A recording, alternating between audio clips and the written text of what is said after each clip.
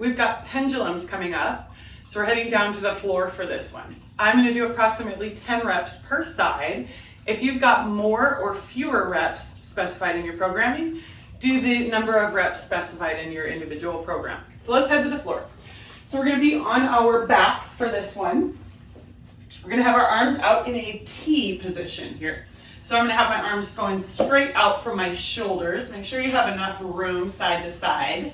Here, we're going to do the easiest version of this pendulum, which means our knees are going to be bent about 90 degrees here.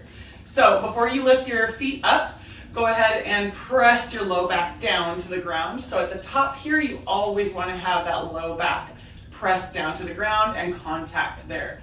Squeeze your shoulder blades back and find that really nice strong T. Then you're going to bring your knees up above your hips. Knees should be bent at 90 degrees here, and your hips should be bent at 90 degrees. Check in with your back. Did you lose contact with the ground? If so, press it down, find that contact.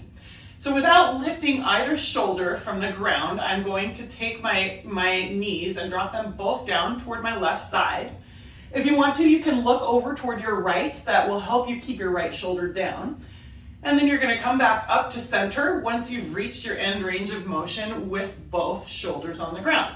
So it is totally fine to not have your knees come all the way down to the ground, especially if you have to lift your opposite shoulder up to do so. So we're trying to maintain tension in our obliques. We're working on rotation here, core rotation and stability through that rotation. So at the top here, always check in and see if you can press your low back down to the ground and keep good contact. And the last thing, of course, with a lot of core exercises, we tend to lose our breath work. So try to maintain good, consistent breath work. So just don't stop breathing, right? Speaking of which, I'll take a couple breaths. I know I'm talking a lot.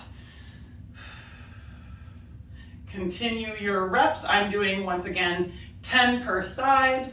Check in with your shoulders. Are they leaving the ground when you're going to the opposite side? If so, press them back down to the ground, maintaining good tension between your arms. When you're lifting your legs up to center, you should find your obliques or your side body abs doing a lot of that work.